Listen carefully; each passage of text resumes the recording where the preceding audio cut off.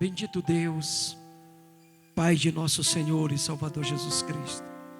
Lhe rendemos graça nesta noite, Senhor, pelo privilégio que nós temos de estarmos na sua casa e na sua presença, de poder te buscar, Senhor, enquanto nós podemos te achar, e poder invocar o seu nome, porque sabemos que o Senhor está perto de nós.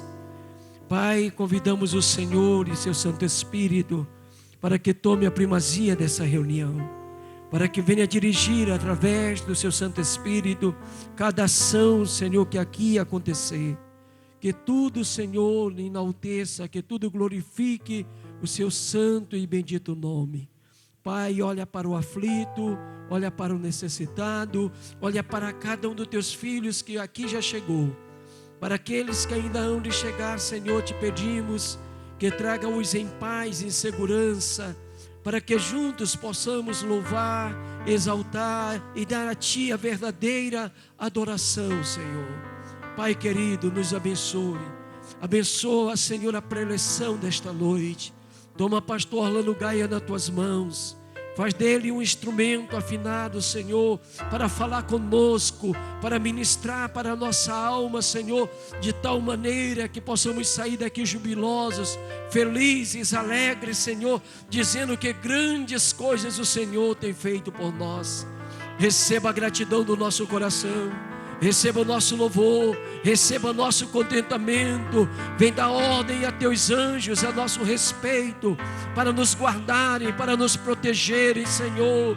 Se há algo mal, Senhor, contra nós, se há alguma arma fabricada contra nós, que caiam por terra, que sejam destruídas pelo poder do nome de Jesus, que sejam quebrados os agrilhões, que sejam soltas as algemas, Senhor, e que possamos gozar de paz, de alegria na sua presença neste lugar.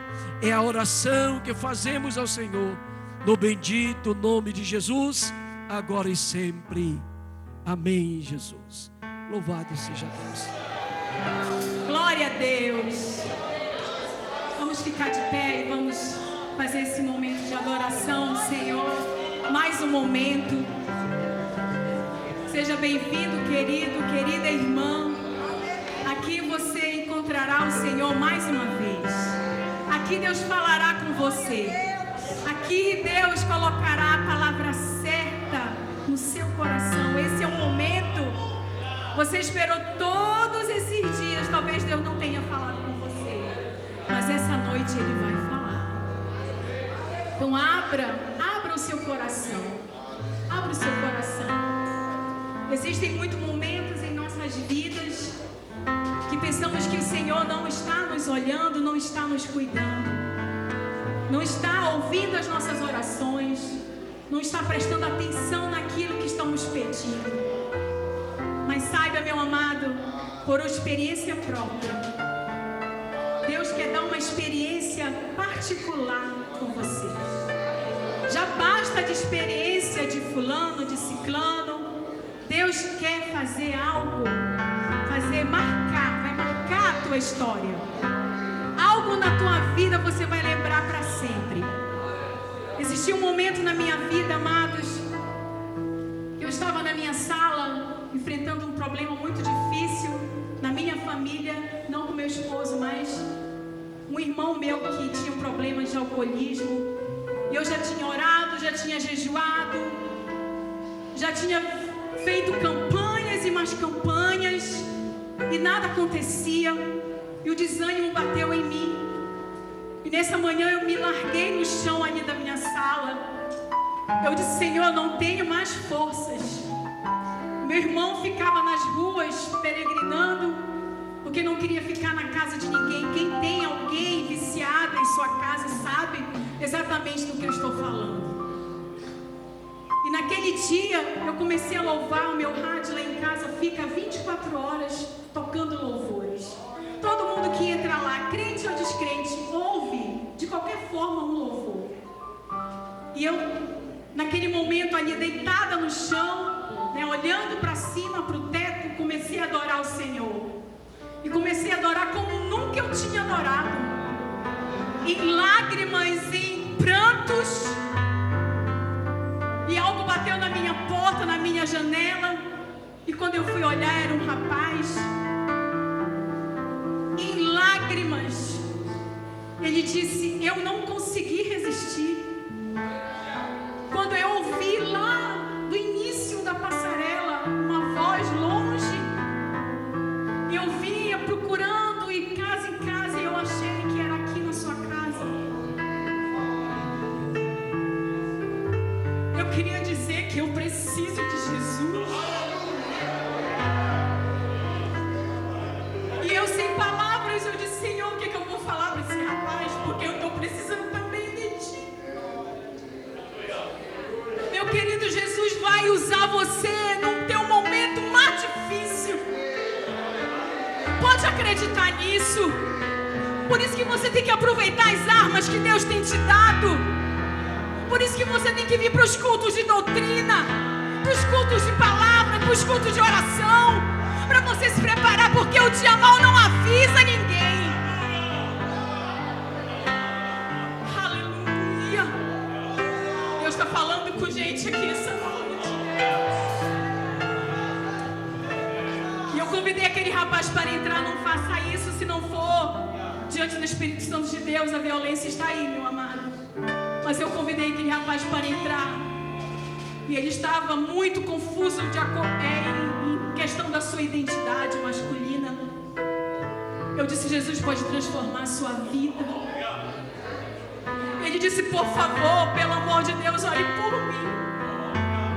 E ele era um dos rapazes que ficava pegando os lixos, pegando aquelas coisas recicladas para vender, para ganhar o pão de cada dia. E ele entrou ali na minha sala e nós oramos e se reconciliamos com o Senhor. Eu disse: Senhor, eu não sabia, eu não tinha nada para oferecer, mas tudo que eu tinha naquele momento eras Tu. Irmã Cleia, eu dei Jesus para ele naquele dia. E ano passado,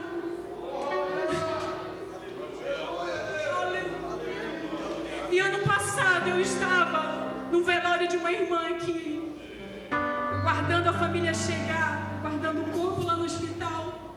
E algo bateu no meu ombro assim e disse: você lembra de...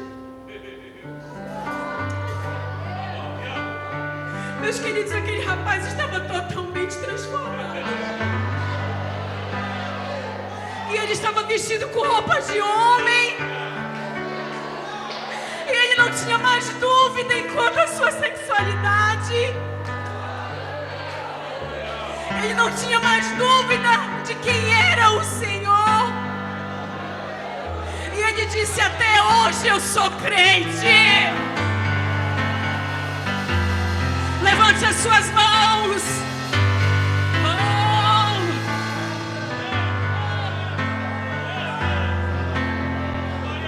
Então louve, simplesmente louve. Tá chorando, louve. Oh, aleluia. Deus não rejeita oração.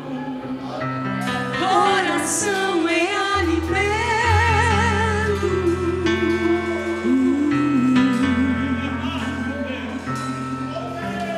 Nunca vi o justo sem resposta ou ficar no sofrimento.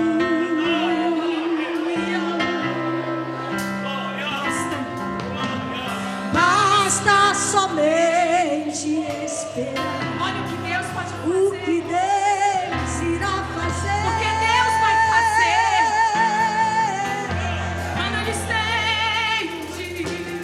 Quando Ele estende as suas mãos, é a hora. Prepare-se para vencer, querido. Então louve, simplesmente louve. Tá chorando, louve.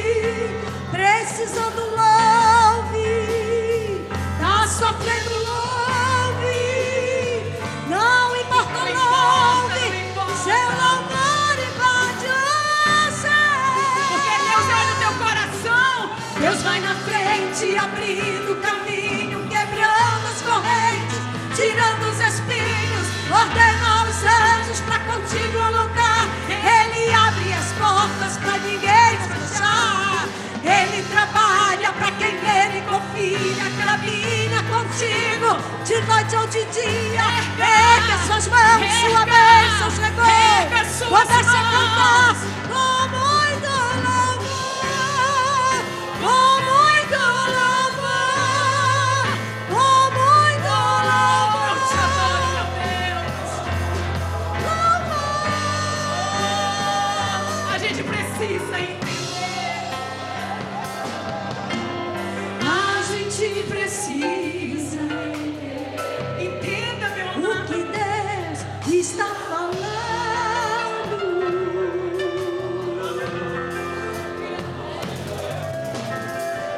Quando eles ficam em silêncio, é porque está trabalhando. Ele tem um tempo certo para agir na sua vida.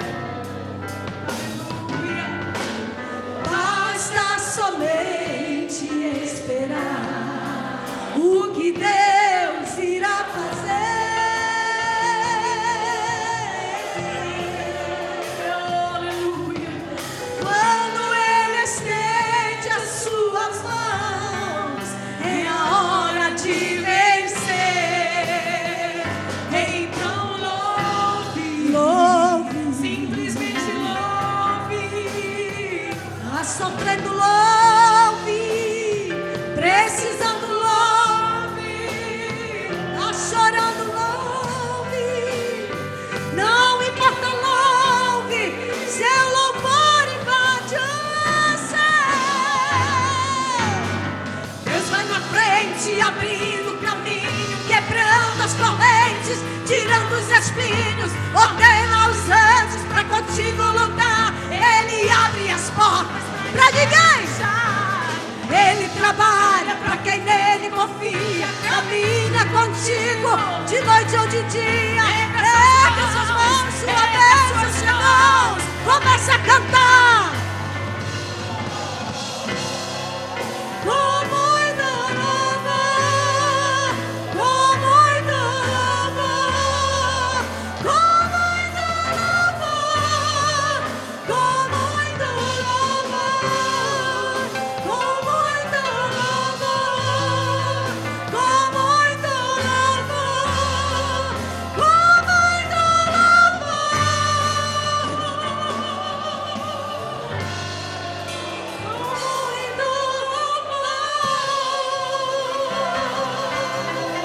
Aleluia. Não pare de adorar esse Deus. Aleluia. Louvado seja Deus. Ainda em pé, meus amados, vamos abrir as nossas Bíblias e lermos a palavra do Senhor nosso Deus. Mateus capítulo 24. E é a nossa leitura, o tema da nossa semana teológica. Eu não vou fazer essa pergunta, mas me deu vontade de perguntar quem é que está arrependido de estar fazendo esse seminário.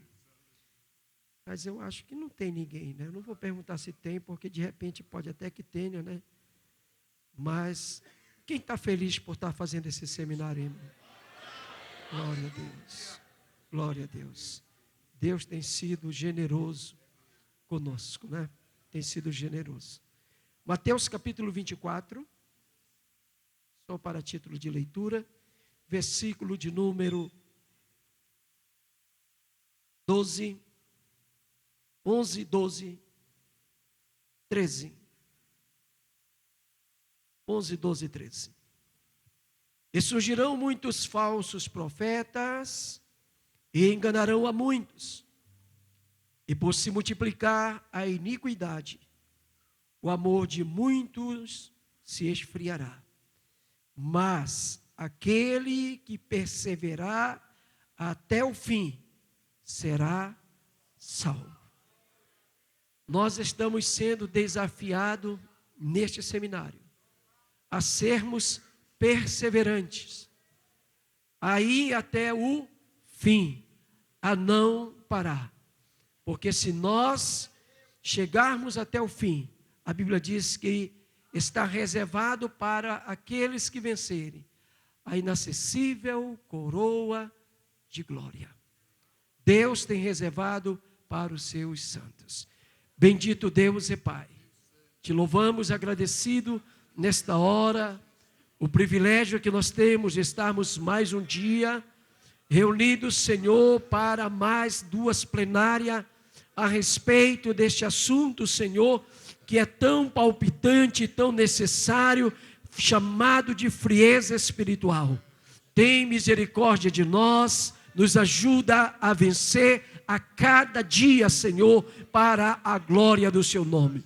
Por Jesus Cristo, nós oramos, pedimos e lhe agradecemos. Amém.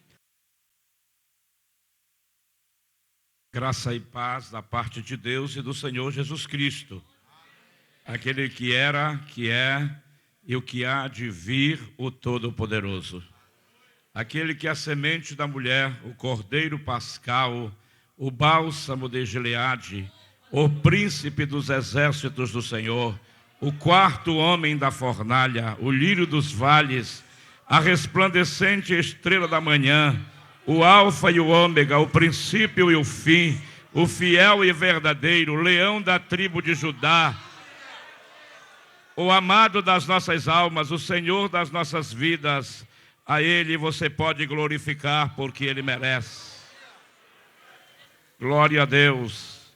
Estou sentindo a presença de Deus aqui neste lugar.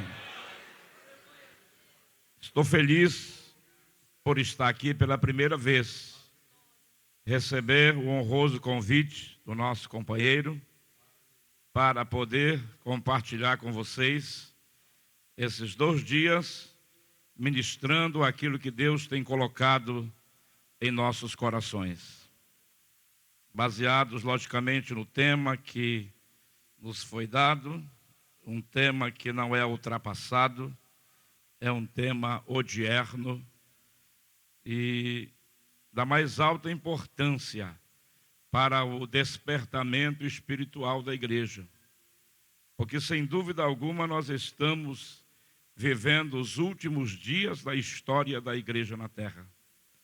Nós estamos a um passo do arrebatamento.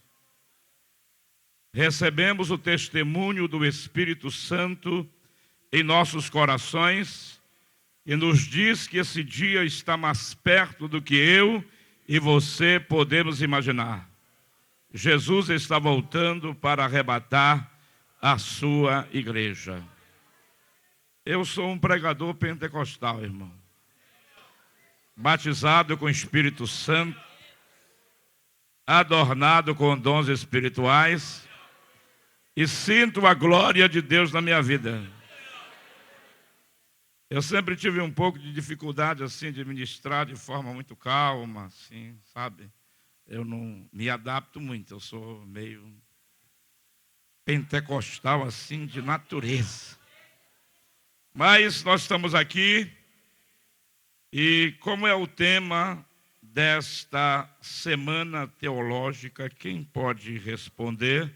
1, 2, 3 e já.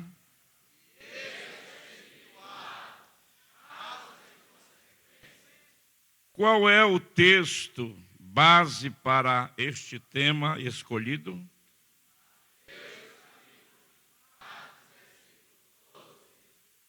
Muito bem. Podeis tomar assento.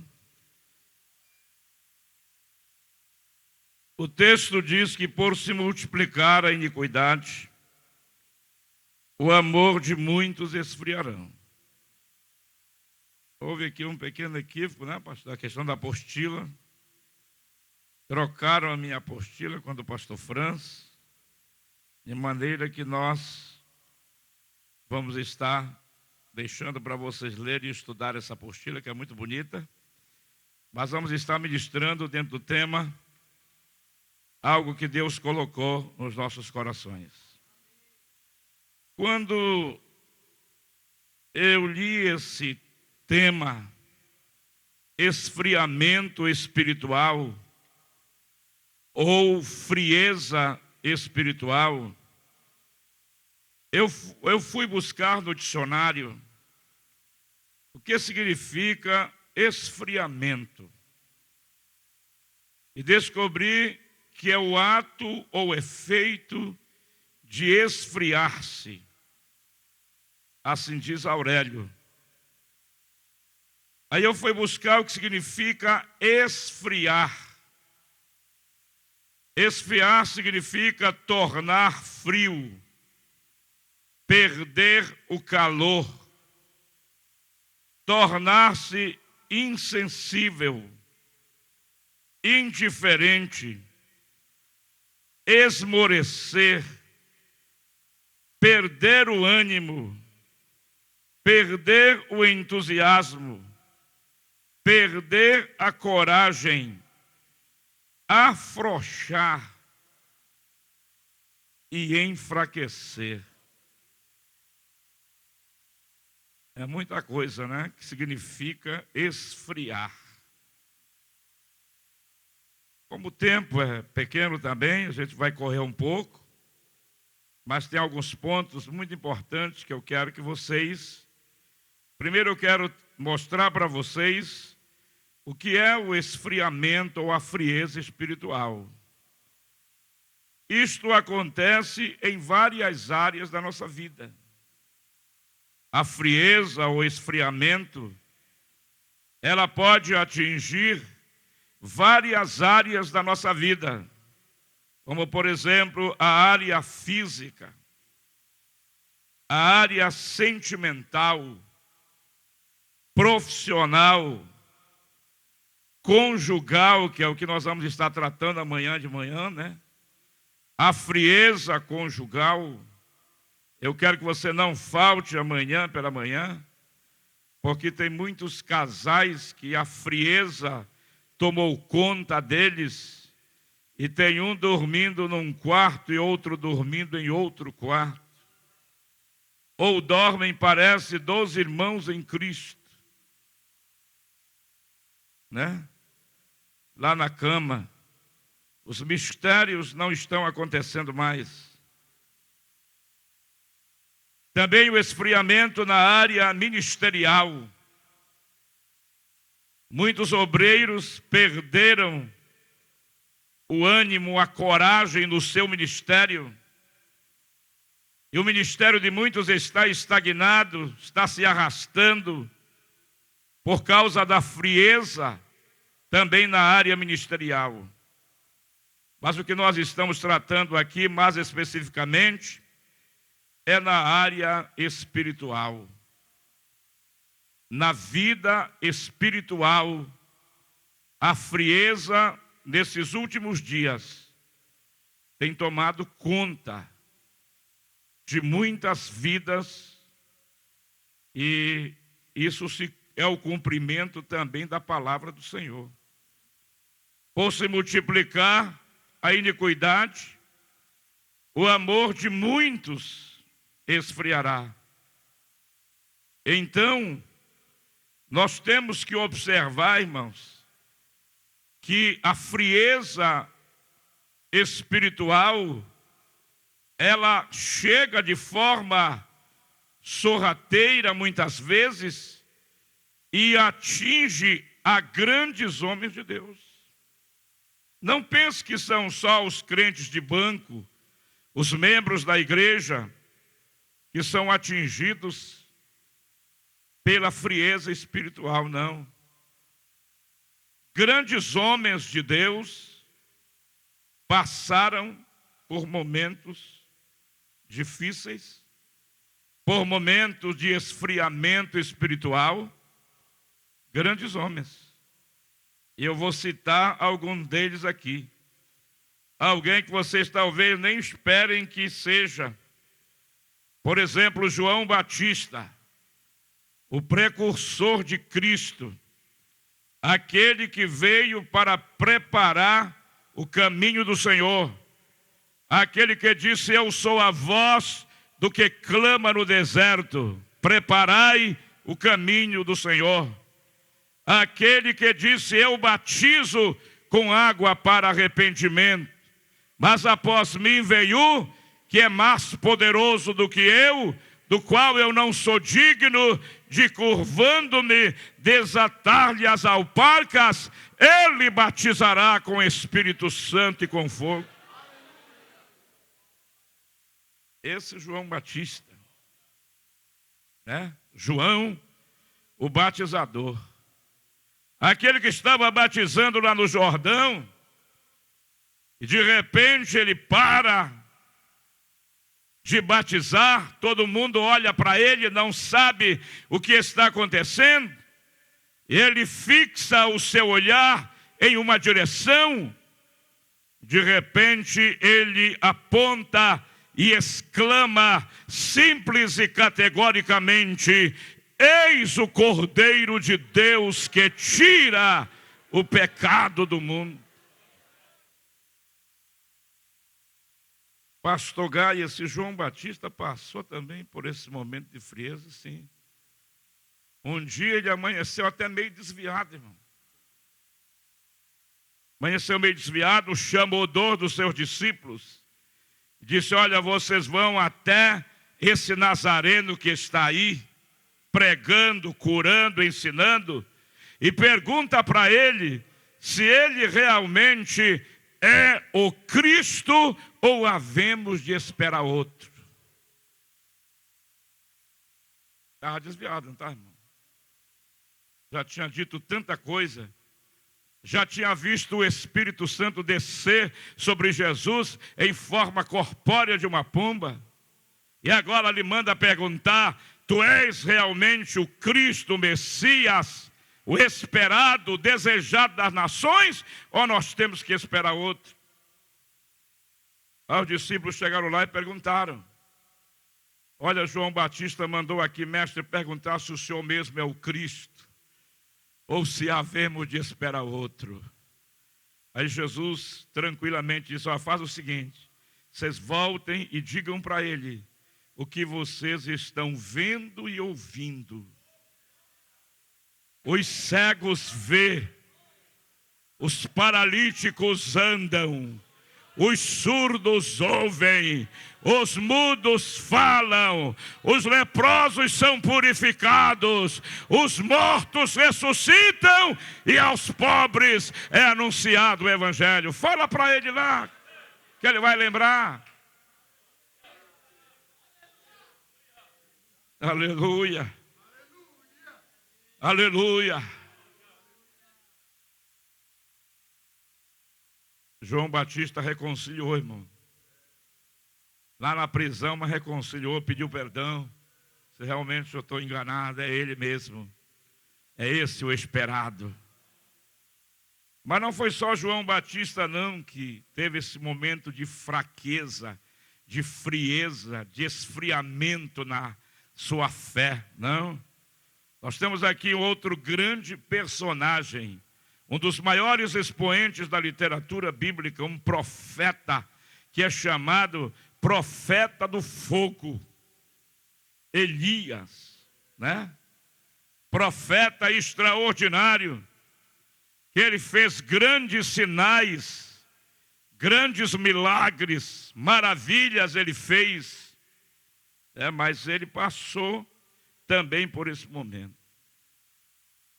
de frieza espiritual. Mas Elias, pastor, foi. Quando você lê o capítulo de número 18 de 1 Reis, você encontra um personagem desafiando 450 profetas de Baal, 400 profetas de Azera, Israel, Acabe e o Israel apóstata. Ele manda, ele diz para Acabe: hoje nós vamos fazer o teste para ver quem é o verdadeiro Deus de Israel. Reúne o povo lá no Monte Carmelo. Lá nós vamos realizar o duelo dos deuses, para saber qual é o Deus verdadeiro.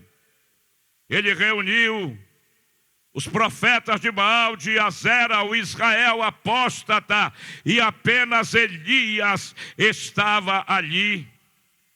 E ele diz: como vocês são muitos, então vocês vão fazer primeiro. Prepara o holocausto, coloca o bezerro, coloca a lenha. Ninguém vai atear fogo. Nós vamos pedir que o nosso Deus mande fogo. E vocês vão fazer primeiro aí. Começaram 6 horas da manhã. Deu meio-dia. Eles gritavam: Baal, manda fogo e consome este holocausto. Baal! Eles gritavam, davam gritos alucinados. Mas Baal não podia fazer nada, irmão. Porque Baal era aquele tipo de deuses que fala o Salmo 115, tem boca, mas não fala, tem ouvidos, mas não ouve, tem nariz, mas não cheira, tem pé, mas não anda, tem mão, mas não apalpa. E Elias zombava deles: clamai mais alto. Ele é um Deus, talvez ele trabalhou muito ontem, está cansado, está dormindo até mais tarde. Clamai mais alto. E eles cortaram-se com lanças, derramaram o seu sangue. Baal não respondeu. Elias disse: agora é a minha vez. Quantos podem glorificar a Deus? Agora é a minha vez.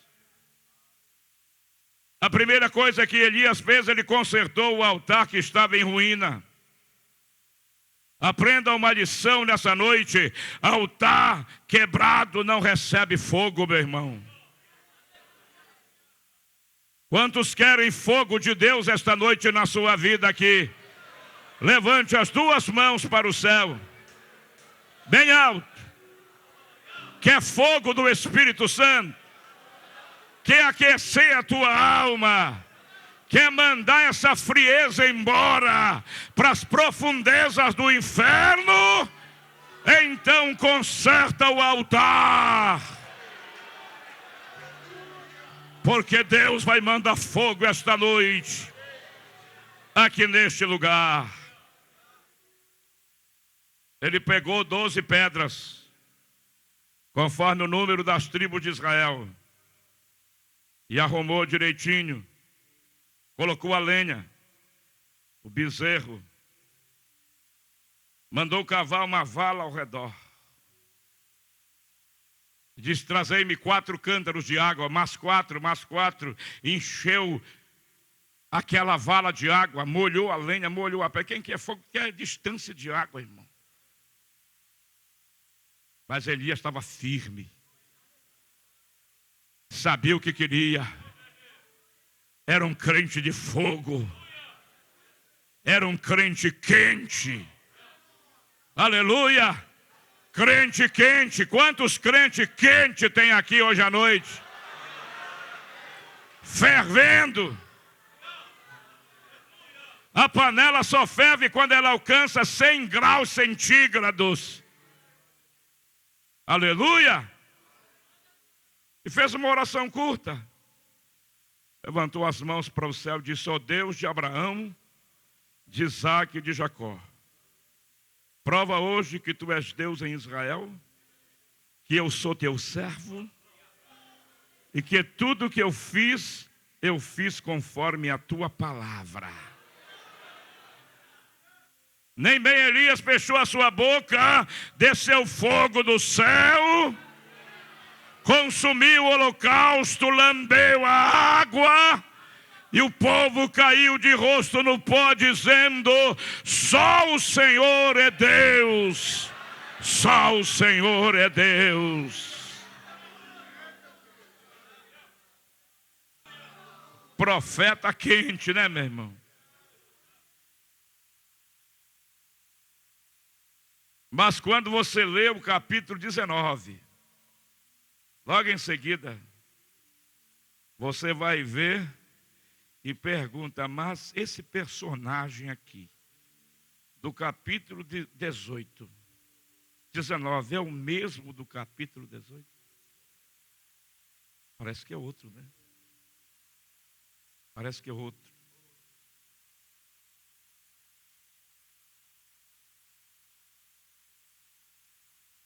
A nossa vida espiritual, irmão, nós devemos mantê-la sempre em alta.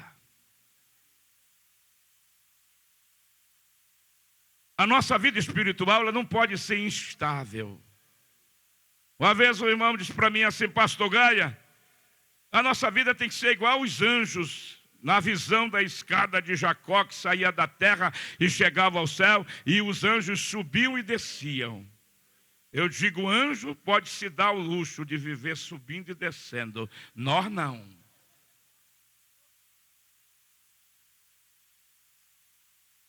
Diga para o teu irmão, nós não. Anjo pode subir e descer a hora que ele quiser, mas nós não. Nós temos que subir gradativamente, mas não podemos ficar nesse sobe e desce. Hoje eu sou, amanhã eu não sou.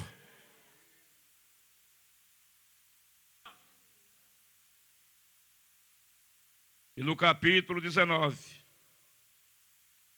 nós vemos Elias fazendo coisas que um crente, que um obreiro, que um líder não pode fazer.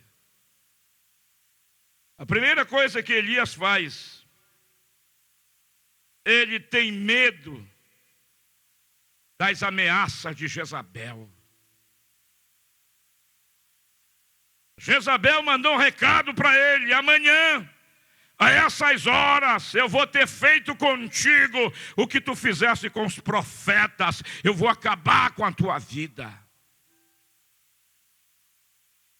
Aleluia. Quantas ameaças nós recebemos na obra de Deus, irmão?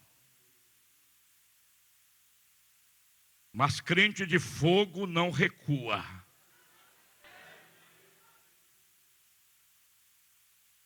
Crente de fogo não tem medo das ameaças de Satanás. Não tem, não. Eu conheci um irmão que um indivíduo colocou no peito dele uma cartucheira e disse: para de pregar. E apertou o gatilho, ele disse: eu não paro. E continuou pregando com a espingarda no peito dele. Crente frio, mostra logo, recuar é pouco, corre, irmão. Quando o crente está frio, que chamam ele, vamos ali, irmão, orar por um endemoniado, se chama o pastor. Esse negócio aí de expulsar demônio é para pastor, presbítero, missionário, evangelista, eu não. Se existe uma coisa feia, irmão, horrível, é um crente assembleiano correndo na frente do endemoniado.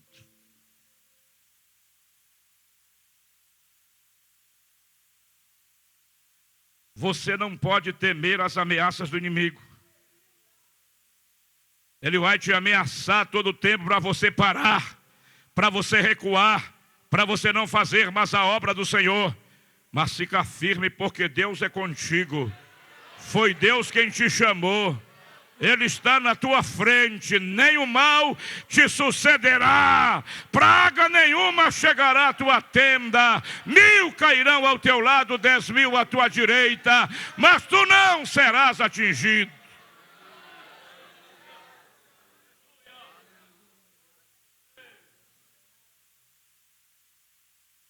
Você sabia que tem crente que tem medo de macumbeiro, irmão? Crente da Assembleia de Deus tem medo de macumbeiro. Ah, pastor, aquele botou um dia desse um sapo na barriga, eu não sei de quem. Hoje mesmo eu conversei com o irmão que disse: pastor, eu tenho no meu pé um feitiço há 40 anos que o Satanás colocou. Vou lá na sua igreja para o senhor orar por mim. Né? Tem uns que tem medo, irmão. Medo de despacho. Quando ele sabe que tem um macumbeiro ali na vila, na cidade, ele não vai pregar a palavra lá, porque tem medo das ameaças de Satanás. Medo do sapo na barriga.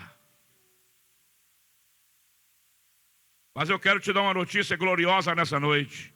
Macumba não pega em crente fiel.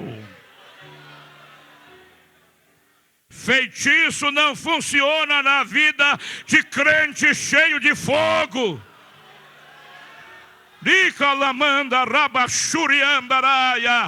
Não, sabe que a palavra diz: toda ferramenta preparada contra ti não prosperará.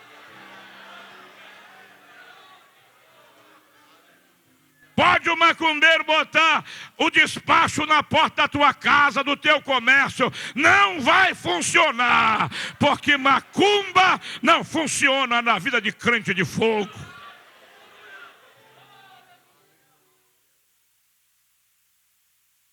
Mas Elias, irmão, ficou com medo das ameaças de uma mulher. Meu Deus. O dia que eu encontrar com Elias lá na glória, quando a igreja subir, eu vou ter uma conversa séria com ele.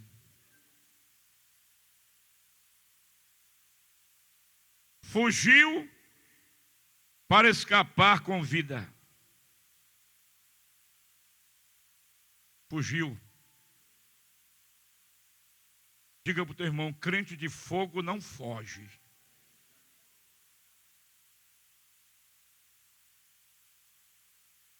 Ele enfrenta Satanás cara a cara. Você já observou, pastor, que o crente tem arma na cabeça, tem arma no peito, tem arma nos braços, tem arma nos pés.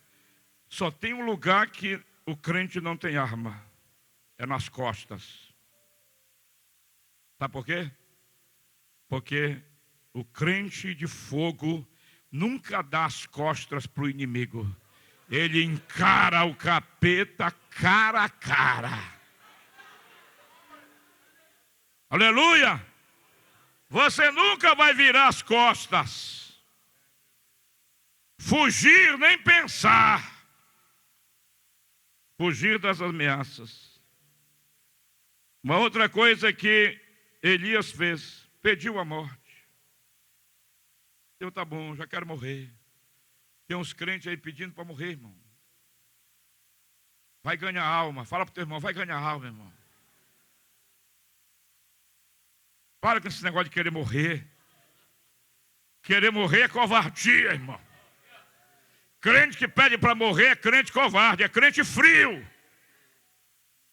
Crente quente não, ele não quer morrer, ele quer ganhar almas, ele quer fazer a obra, ele quer estabelecer o reino de Deus na terra. Nada de morrer. Né? O Elias aí pediu para morrer. Estou mostrando aqui para vocês as características de um crente frio. Elias ficou frio rápido. Outra coisa que ele fez, dormiu debaixo do zimbro. Dormiu. Não estou falando aqui do sono físico, mas tem muita gente dormindo espiritualmente. E para esses a Bíblia diz: desperta tu que dormes, levanta-te dentre os mortos e Cristo te esclarecerá. Não é hora de dormir, é hora de estarmos alerta, acordados, vigilantes,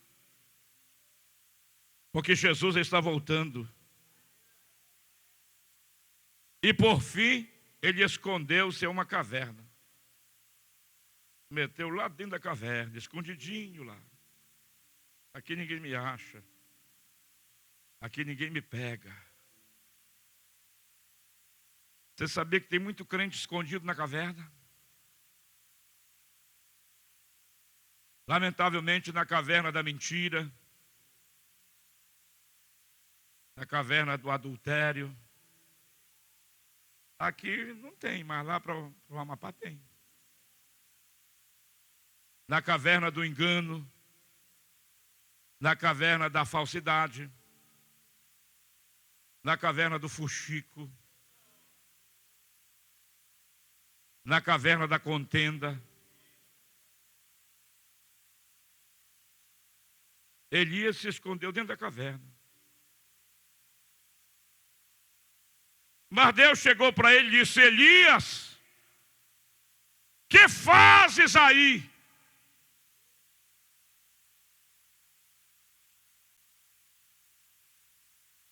Aleluia.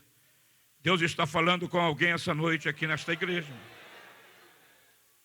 Eu não conheço você. Eu só sei que o teu lugar não é na caverna. Coloca a mão no ombro do teu irmão e fala para ele: o teu lugar não é na caverna. O que é que tu fazes aí dentro dessa caverna? Na caverna da frieza, na caverna da incredulidade, na caverna da inveja, na caverna do ciúme, na caverna do fuxico. O teu lugar não é na caverna.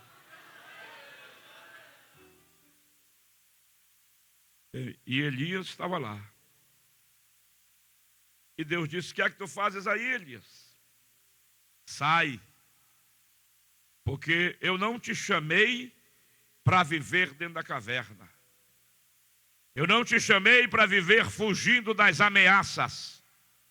Eu não te chamei para viver dormindo o sono da indolência, da negligência, da preguiça. Uma vez nós recebemos lá no Amapá, uma igreja mandou uma carta para a convenção, dizendo o seguinte: pastor, presidente, tire esse obreiro daqui, que ele já furou umas 4 redes, tanto dormir. Obreiro fura rede.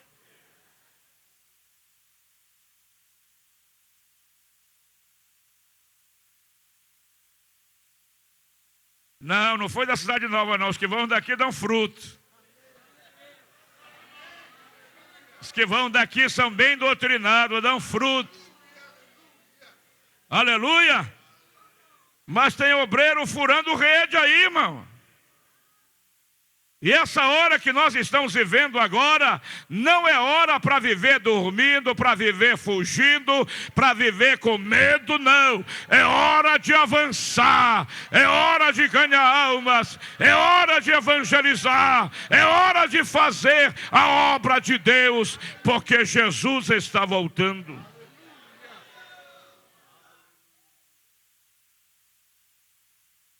Aleluia.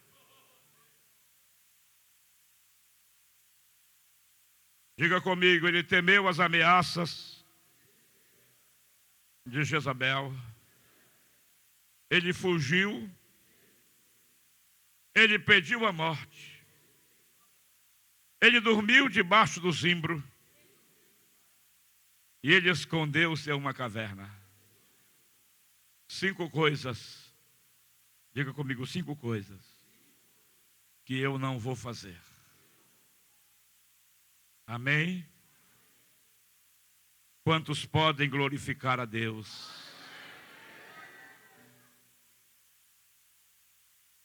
Não foi apenas Elias, mas Paulo também. Teve um momento, mas Paulo, pastor, apóstolo e doutor dos gentios, o grande pregador, ele também passou. Um dia ele, falando com Deus, ele disse para Deus: Deus, aqui eu encerro a minha carreira, eu penduro a chuteira aqui. Eu não vou mais pregar. Aqui eu encerro a minha carreira. Mas por que Paulo disse: não, Senhor, é muito sofrimento. São muitos açoites, prisões, naufrágios. Eu padeço muito. E o Senhor disse para ele: você não vai parar não. Fala e não te cales, porque eu tenho muito povo nesta cidade. Tem muitas almas para ganhar.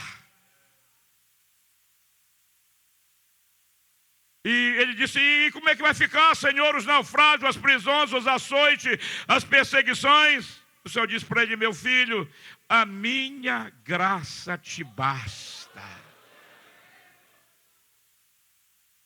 Eita glória. A minha graça te basta. Levante as suas mãos para o céu, bem alto. Eu não sei o que você está vivendo na sua vida, nestes últimos momentos, nesses últimos dias. Mas eu quero dizer para você que a graça de Deus te sustenta. A graça de Deus te fortalece. A graça de Deus te renova. A graça de Deus vai te fazer vencer. Receba a graça do Senhor agora. Talvez você diga para mim, o senhor não sabe, pastor Gaia, o que eu estou passando, as lutas, as aflições, as tribulações, as angústias. Mas o Senhor diz para você agora, filha, filho, a minha graça te basta. O meu poder se aperfeiçoa na fraqueza. Dê um minuto de glória para o Senhor agora. Pode abrir a sua boca. Rica lamanda rabacanturi meandaraia. Turamanda rabachuriande cai. A graça do Senhor está descendo sobre este santuário agora. Receba, receba. Receba graça para pregar. Receba graça para cantar. Receba graça para ensinar. Receba graça para aconselhar. Receba graça para evangelizar. Receba a graça do Senhor agora. Dica lamandaraia.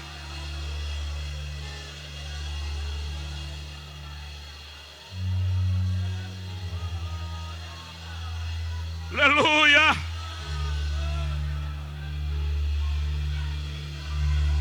Dica lamanda rabacanto de miandaraia.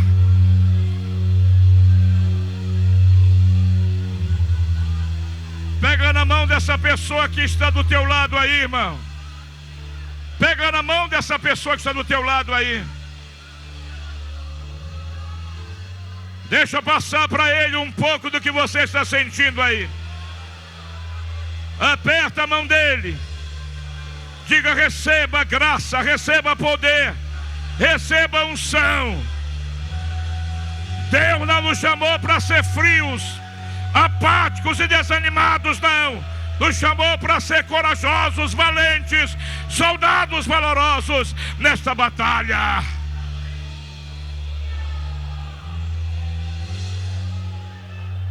Aleluia.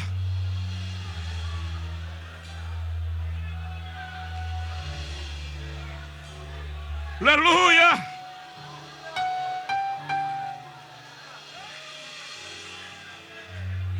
Oh, glória a Deus.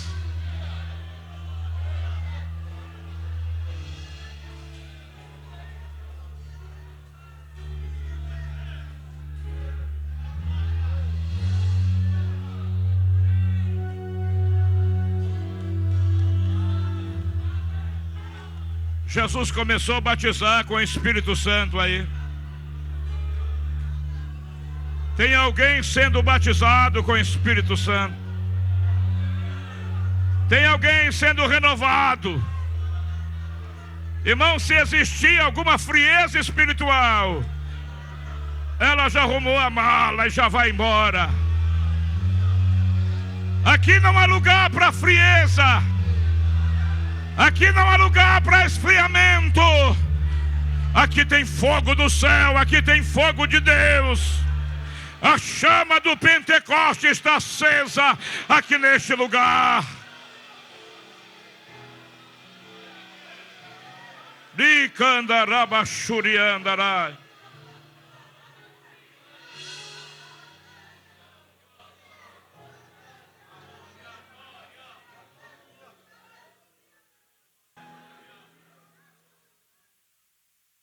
Aleluia. não apenas João Batista, Elias, Paulo, mas conta a história de Lutero, o grande reformador, aquele que Deus usou no século XVI como instrumento para que houvesse uma revolução espiritual.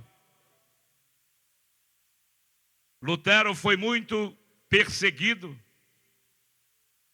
excomungado pela Igreja Católica, pelo clero romano. A história diz que Lutero, já casado, um dia estava na sua casa, jogado na cama, numa profunda depressão, para não chamar de esfriamento espiritual ou frieza. Estava ali jogado, desanimado. E diz a história que Deus usou a esposa dele, e ela se vestiu de preto, foi e sentou-se no lado da cama.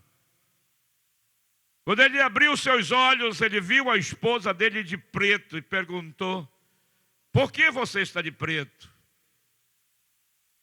E ela disse: eu estou de luto. E ele perguntou: quem morreu? E ela disse: o teu Deus morreu. Ele sentou na cama e disse: mas o meu Deus não morreu. Ele não morre. Ele está vivo. E ela disse: se ele não morreu, ele não morre, ele está vivo. O que é que tu fazes nessa cama? Levanta daí e vai fazer a obra.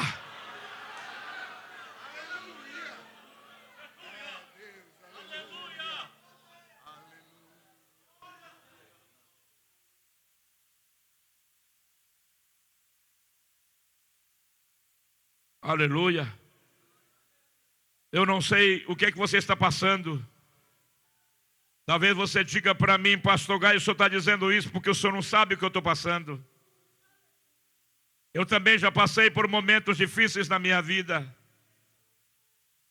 O ano passado a minha esposa ficou 9 dias internada numa UTI em coma induzido. Os pulmões transformados em pus e sangue. E eu me lembro que eu estava na recepção do hospital da Unimed em Macapá, quando entrou o irmão. Disse: pastor, eu estava abastecendo meu carro, e Deus mandou que eu viesse aqui lhe trazer um recado. Eu nunca esqueci esse recado, irmão. Qual foi o recado? O recado que Deus mandou dizer para o senhor não esquecer nunca que Ele sempre será Deus.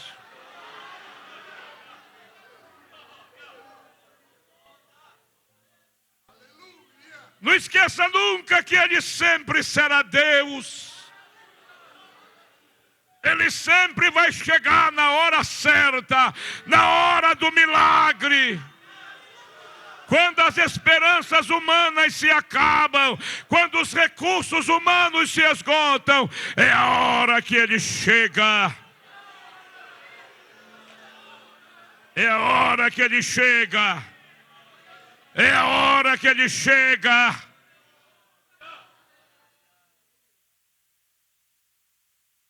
Aprenda uma coisa nessa noite: Deus nunca se atrasa. E Deus nunca se adianta. Ele chega na hora certa. Quando Ele chegou em Betânia, Maria disse: se tu estiveras aqui, meu irmão não teria morrido. Como quem diz: o senhor chegou atrasado.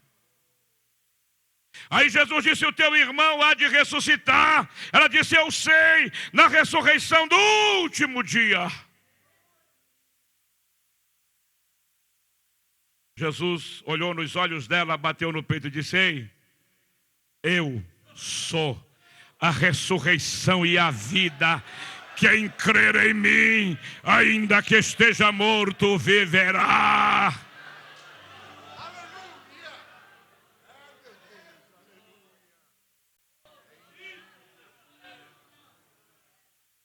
Deus não se atrasa e Deus não se adianta. Ele sempre chega na hora do milagre, na hora certa.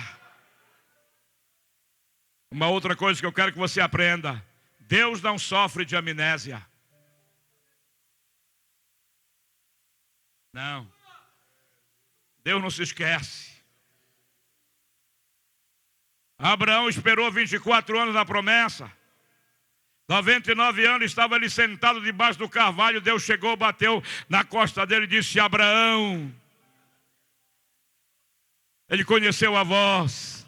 E Deus disse: eu sou o Deus Todo-Poderoso. Tu és o Deus Todo-Poderoso, e a promessa que já fazem 24 anos. E Deus disse: o meu conserto, a minha palavra, a minha aliança continua de pé contigo, meu filho. Agora, se o milagre não aconteceu, o problema não é meu, é teu. E o que é que eu tenho que fazer, Senhor? Duas coisas: anda na minha presença e ser perfeito, e o milagre vai acontecer. Quem tem promessas de Deus aqui na sua vida? Quem tem promessa, levante a mão. Deus não sofre de amnésia. Ei, Deus não se esqueceu de ti, não. Não se esqueceu de ti. Na hora certa, no momento certo, Ele vai chegar e vai cumprir a palavra que Ele falou.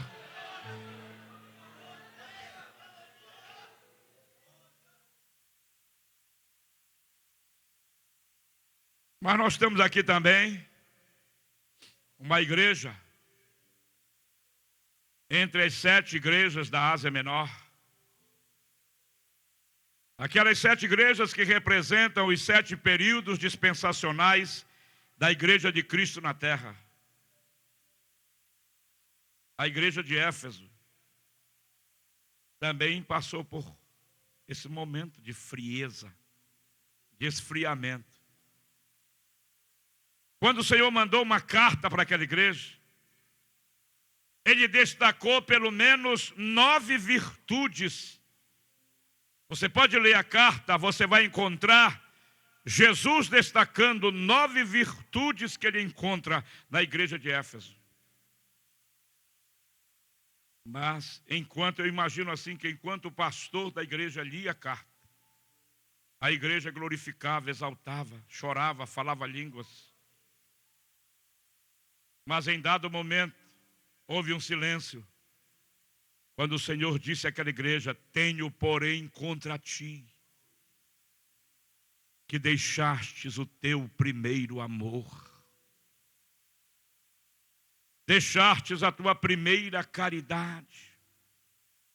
Em outras palavras, tu esfriaste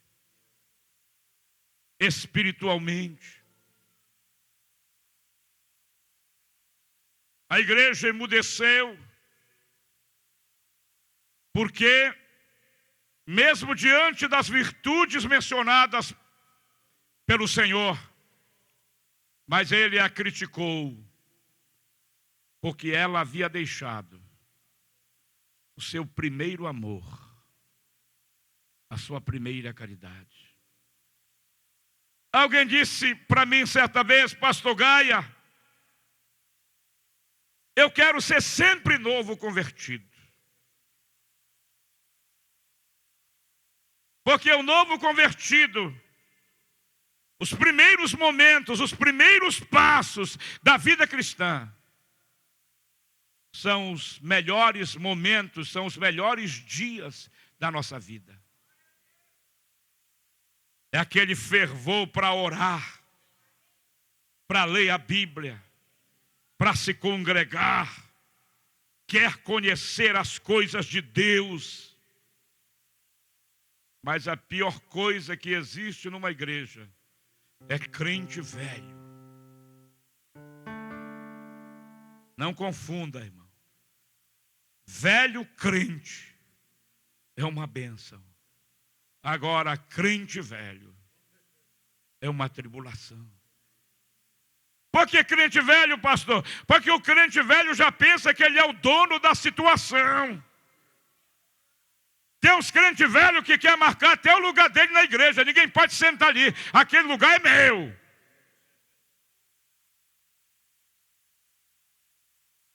Acha que não deve mais orar, não deve mais jejuar, não deve mais buscar a face do Senhor.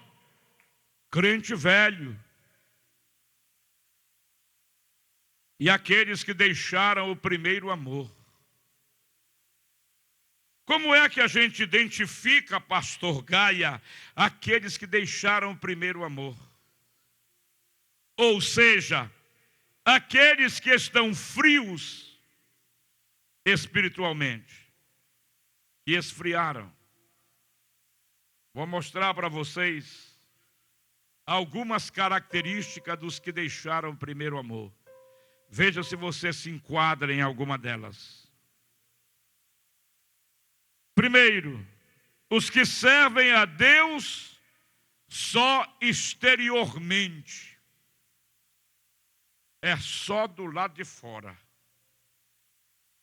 Tem uns até que são animados, fazem um H, como dizia o irmão lá no Jari. Faz o H, glória a Deus, aleluia. Mas dentro, irmão, é oco. Não tem nada lá. E às vezes é sepulcro caiado. Lembram que Jesus disse certa vez que ia passando uma procissão, alguém ia levando uma imagem de escultura, e Jesus disse: esse povo aí me honra com os lábios, mas o coração está longe de mim. São os que servem a Deus só exteriormente. Dentro há um vazio. É só fora, é só aquela capa bonita de cristão. E às vezes ainda dá uma de santificado. Né? Então esses são os que deixaram o primeiro amor. A outra característica dos que deixaram o primeiro amor, os que não mais sentem temor de pecar. Eu me lembro que há anos atrás, a igreja, os crentes de alguns anos atrás, eles sofriam o dano. Eles preferiam tomar para si o prejuízo para não ver a obra de Deus sofrer, para não ver a obra de Deus ser escandalizada.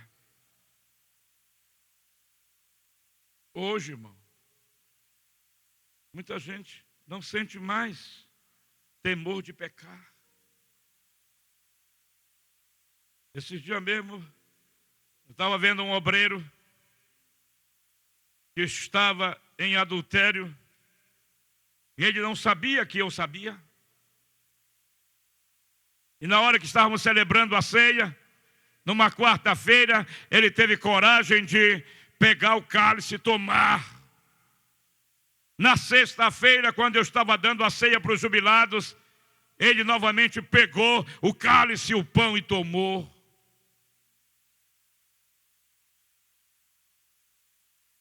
Tem muitas pessoas que hoje acabam de um culto de Santa Ceia e pegam o seu carro e vão para o motel, para uma relação extraconjugal. Parece que isso não é nada, irmão. Enche a cara de cerveja.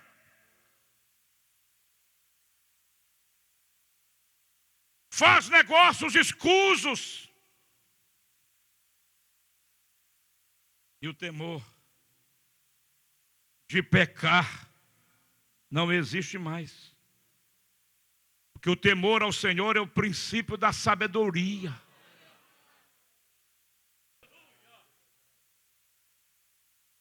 Aleluia. Eu já fiz uma oração para Deus, Ele sabe disso. Senhor, eu tenho te servido por 53 anos, eu te sirvo. Se eu tiver que amanhã escandalizar a tua obra, pecar contra ti, me mata um dia antes.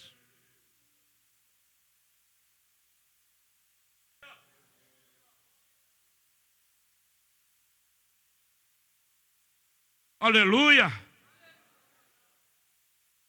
Então, quando o crente ele esfria espiritualmente, irmão, ele perde o temor de pecar. Tudo se torna normal. Beber uma cervejinha, ó, só 2 dedinhos de cerveja assim, ó. Não, isso aqui é só para... tem uns que enchem a cara de vinho e falam, porque Paulo aconselhou Timóteo para não beber só água, mas misturar um pouco com vinho.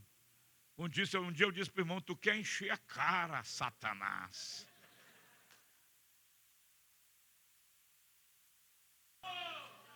Tu quer encher a cara, larga essa capa de crente. Para de estar fingindo.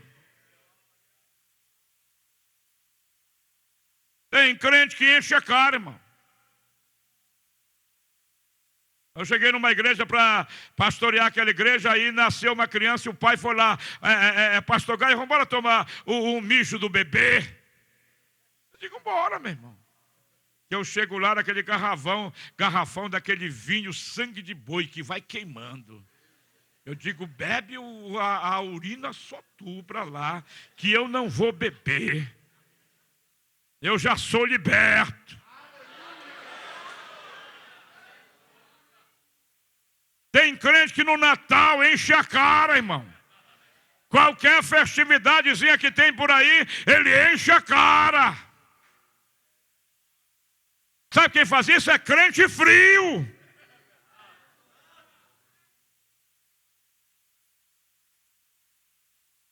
Vai para um casamento, tem uns casamentos de crente agora aí, que rola cerveja direto. E nem bem o pastor, o celebrante saiu, cai na farra.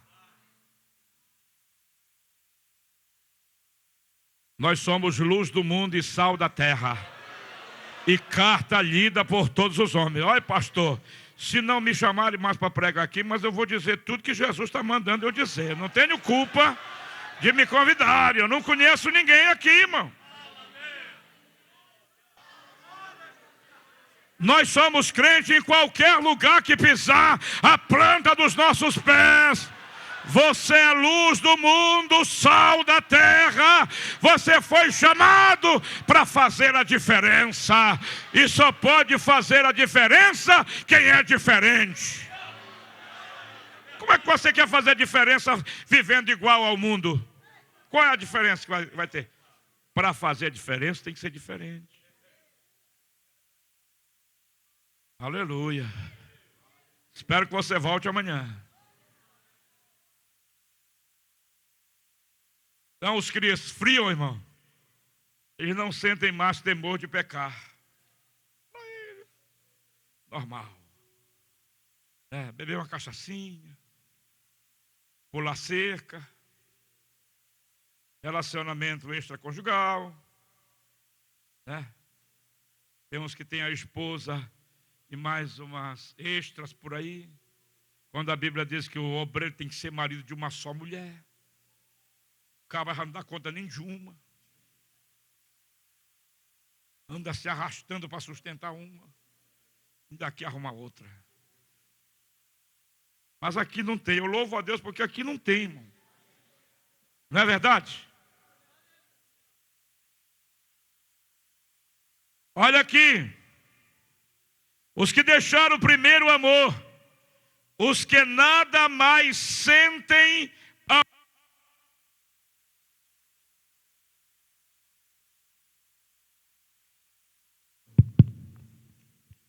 Aqui eu não sei, mas lá para Macapá, tem pessoas que passam 3 meses, 6 meses que não vão na igreja. 3 meses fora da casa do Senhor. Antigamente, né? A gente já ficava torcendo para chegar à noite. Eu me lembro. Tomara que já chegue a noite que eu quero ir para o culto adorar a Deus, quero cantar, quero tocar, quero celebrar o Senhor. A gente já chegava àquela hora. Hoje não, tem uns que se ausentam da casa do Senhor aí meses, deixam de tomar ceia meses e nada mais sentem, está normal para eles. Ainda tem uns que ficam com raiva, pastor. Quando o irmão vai convidar, irmão, bora para a igreja, cuida da tua vida. Eu sei da minha. Ainda diz assim, eu sou mais crente do que muitos que estão lá, duvido. Tu é um geladeira.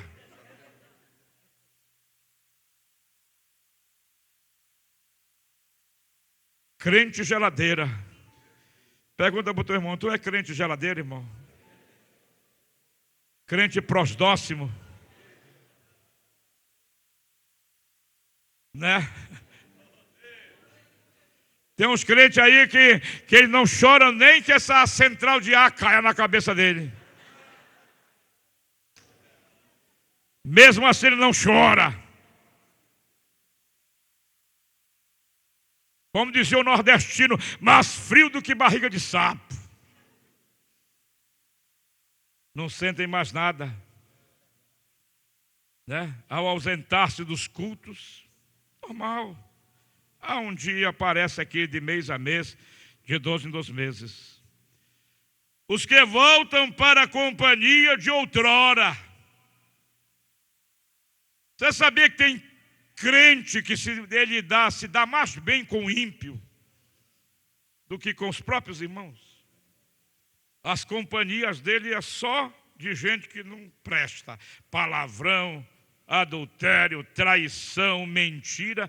Esses são amicíssimos de certos crentes. Agora os irmãos da mesma fé, que gostam de orar, que gostam de fazer vigília, que gostam de ler a Bíblia, estudar a palavra, eles não querem nada com eles. Tem aqui desse pessoal, irmão? Eu sei que o senhor não quer se queimar, o senhor só achou graça. Tem por aqui esse povo, irmão? Aleluia.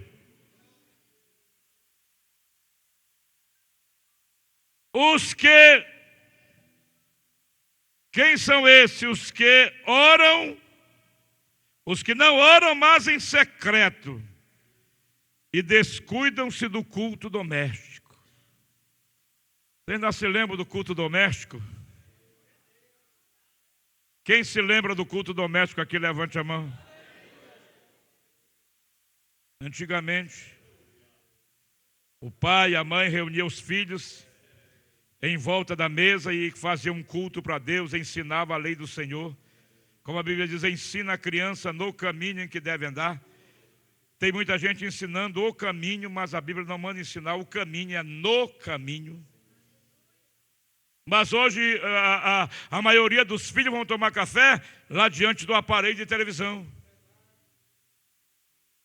aprendendo que não presta, né? Sabe por que muita gente está frio espiritualmente, irmão? Porque está assistindo sessão espírita direto. A gente prega que sessão espírita é do cão. Aí você traz a sessão espírita para dentro da tua sala. Que todas as novelas da Globo têm espiritismo e homossexualismo. E traição. Aí você traz para dentro do teu quarto. Aí você participa de uma sessão espírita dentro do teu quarto. Lá na tua sala. Arriscado até pegar santo lá na sala.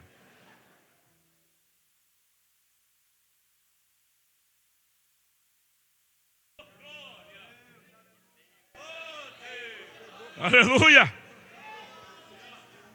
Aleluia!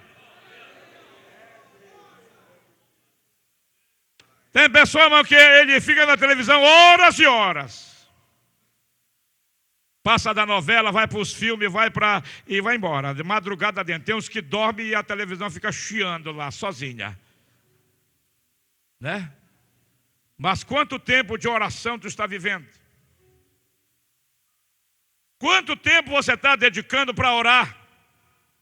Ah, pastor, é 5 minutinhos. Tem umas orações aí, irmão, que viram até brincadeira. Tem crente que quando chega na hora da mesa, ele vai orar: Jesus, abençoa o que tem e o que ainda vem, amém.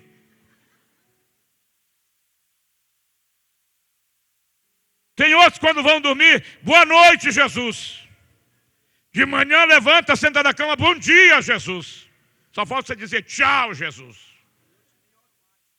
E tem uns que nem fazem isso mais.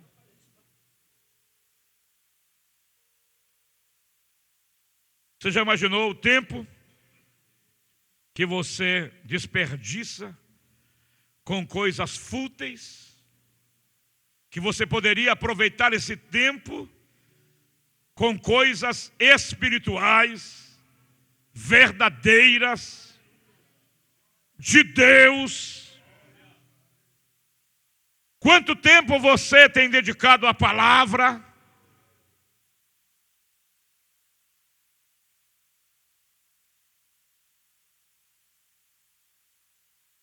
Mas eu quero encerrar hoje trazendo para nós 3 palavras que o Senhor disse àquela igreja, a igreja de Éfeso. Fique de pé. Olhe para mim. Lembra-te de onde caíste. Nós não viemos aqui apenas para mostrar doença, irmão. Nós não viemos aqui apenas para mostrar o que é a frieza espiritual para a igreja. Nós viemos em busca de uma solução,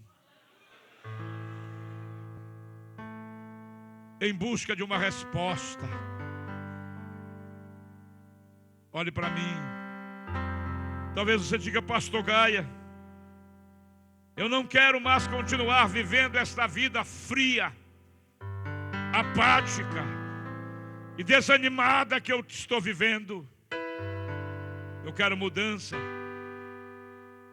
E o Senhor diz para ti e para mim, para nós: lembra-te de onde caíste.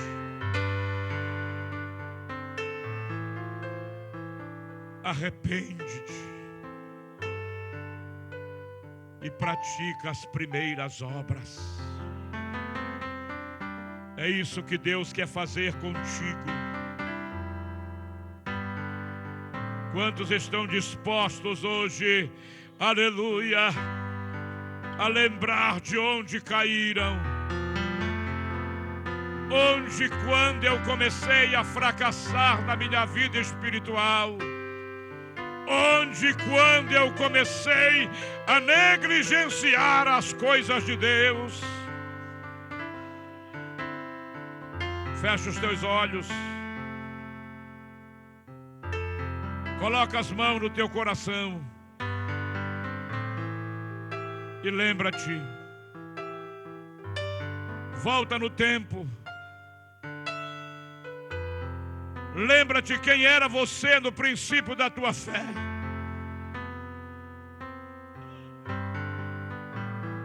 Um crente alegre, um crente animado, um crente dedicado, um crente cheio de temor a Deus. Lembra-te de quando as coisas começaram a mudar na tua vida. Quando foi que eu comecei a mudar? E a Bíblia diz: arrepende-te. O arrependimento nos leva à humilhação. Eu quero que cada crente nessa noite, com a mão no seu coração, se arrependa e peça perdão para o Senhor. Senhor, perdoa-me pelas minhas negligências, pelo meu fracasso. Te humilha. Se puder vir uma lágrima nos teus olhos, chora.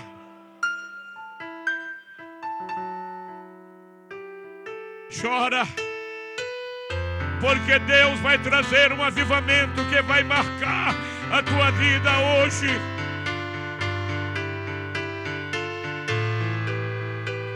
Eu quero profetizar de olhos abertos nesta noite. A partir deste seminário, esta igreja nunca mais será a mesma. Há um mover de Deus neste lugar. Há uma nuvem de glória que cobre este santuário agora.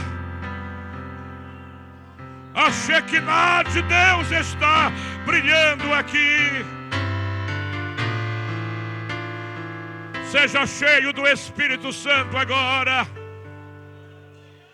Eu vou contar até 3. E o teu vaso irá transbordar do Espírito Santo agora. Em nome de Jesus é 1. Em nome de Jesus é 2. Em nome de Jesus é 3. Seja cheio. Seja cheio. Eita glória. Que coisa linda, meu Deus.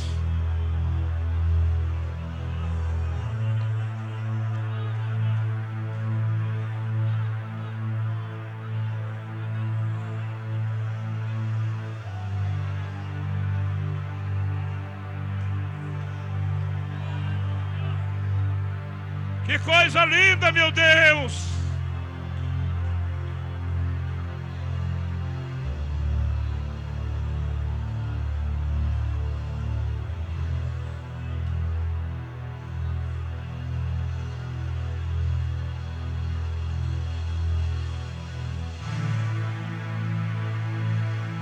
Oh, que coisa linda. Há uma atmosfera espiritual muito forte nesse lugar. Anda rabacanturimi andaraia. Eu quero pedir aos obreiros que estão aqui em cima, estendam as mãos em direção à igreja, irmão. Estendam as mãos para a igreja. Deus está varrendo agora toda a frieza espiritual